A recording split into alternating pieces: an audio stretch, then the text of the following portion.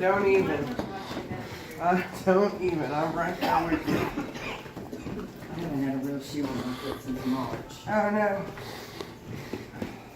I think you're doing pretty damn good. Exactly. All right. It hurts like hell. And then also you're like, sweet. Yeah. Because we're talking like, there has to be. Stop. I was thinking right other than that landing It's over a big there. fall. Wait, where are we going? We're going this way. Right?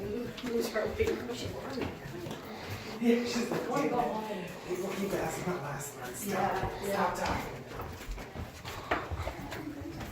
I don't know what these are, but Tall these guy. like come down. Right? Almost at your head. Yeah. See these wing nuts? What are those things? I have They're no probably clue. cabinets or some sort of. I mean, Who the hell could reach it? they I mean, well, and they have seriously, holes in it for What's her something. name? Ask her. Hey, lady. Story lady. Tour guide. And this is what you hear massage. Hey, where is she? We have a question. Ma'am, we have a question. What are these things out here in the hallway? Up there? I think they're there where they can reach like pipes and electricity and stuff. They've got little panels that they can open those up. That makes sense. They just each have little like locks on them, and then Yeah. they said they had breathing holes in them. You know, when they first started doing ghost tours here in the 90s, the people that were doing them were making up a lot of stories. So sometimes you'll read stuff on the internet that's not true. Things like they had bodies buried in the wall. And, Which that really wouldn't surprise me. He was killing that many people. Oh, that's neat. Wish I had a flashlight. That feels great. Right? I don't know exactly what the hell that is about. Just yeah, behind the mirror. Yeah. wall. Behind the door is the maintenance director's office. He's not in there, but he does keep the light on 24 hours a day. Wasteful. Yeah. Now, this room in Okay. here, when Norman Baker's patients would die at the Now I can cancer imagine- hospital, he had doctors, and a lot of people in town call him 'Cause here's Dr. the- Baker. here's the He didn't drain. want to be a doctor, but he didn't correct people when they called him that. He had real doctors. I would say it like this. And then Look, he- the wheels, body down. maybe. You know what I mean? The wheels there and there. Yeah. But why would the drain be all the way over here? That's the low spot in the floor, but Honey, they've repainted this floor. oh, I'm sure, but And that formula was, we've got watermelon seeds, glycerin, elements, of course, grease from spring water, and carbolic acid. And he had that formula injected into his patients and decided to use it on 7 months. And he didn't provide and part of the right now is the annex that is built on 60 years after they initially used it as a service building in this area of the basement first floor. And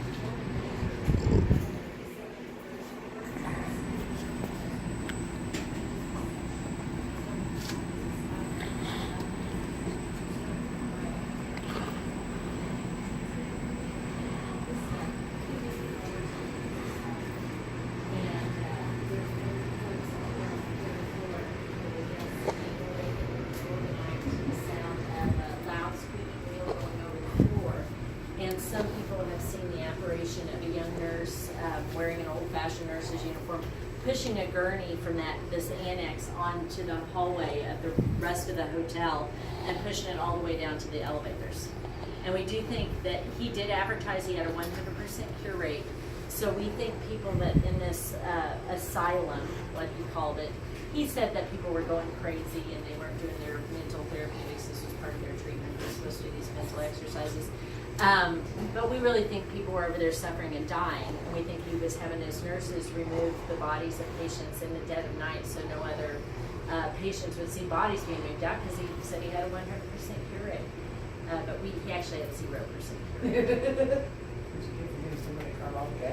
I know. That's what they used to clean surgical instruments with. It certainly wasn't intended to be injected in somebody's body. Oh yeah. Now, did you go on the tour? Did you say Yeah. you knew about this? Yeah. I'm trying to figure. She said that they could fit 28 bodies in there. I've never heard 28. I've heard 26. 26. Still. Is this That's, as big but as they it said they would was? stack them in. Yeah. But if if they're dead and they put one on top of the Yeah, other. we're funeral home. Yeah, I've had like 12 in a U-Haul. Yeah. Yeah, but if you just throw them in there and stack them up, you can put quite a few in there because they really don't take My up that record much is room. 24 live ones. And you asked if I'd ever seen anything. The only thing I've ever seen with my naked eye here at the hotel is one time, and this was, probably 9 months ago. I opened the door to this meat locker, and when Norman Baker used this as his autopsy room, he stored bodies in there on ice.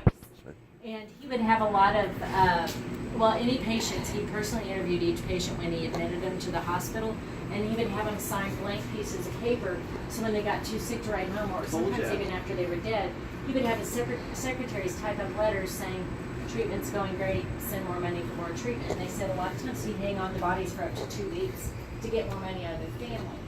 Now, one time, 9 months ago, I opened that door, and when I opened the door, I saw a body. And I should agree with yes, there are and I kind of gasped. They didn't say anything.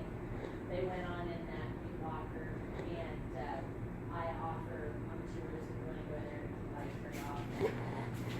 We shut the door, and when I had the door shut and the light off in there, a few people stayed out here. Not everybody wants to do that, obviously. And 2 ladies that weren't on the tour together asked me. They said, "Did you see that white man come out there?" And I was like, "Oh crap! I was thinking it was my imagination." But other people saw it too. And what was funny is probably 3 months after that, every time I'd open that door, I'd gasp. Sure. I finally got over it, but pretty creepy. You didn't see it today, did you? No. The walls are lined with cork in there. That's what they use for insulation. And this was initially built as a kitchen. So that meat locker had been there to store food in. Right. And he just used it for storing bodies. Oh. I also work at the Historical Museum. And something I did for my boss today is he had these little booklets about his hospital. And my boss wanted me to make photocopies of the whole booklet. So I read the entire thing. And he didn't just treat people for cancer. He treated people for appendicitis, hemorrhoids. You really thought all the treatment there was really all you did was kill them? And so, I don't know that it actually killed people. It ate away at tissue. It certainly didn't help anybody. No, I moved that. Sitting there moving that with my elbow. Like that brochure, that brochure that he had out said he also had a cancer hospital in Australia. So I asked Rebecca Becker, one of our historians here at the hotel, if she had ever heard that. She said that was a lie, but he told lots of lies.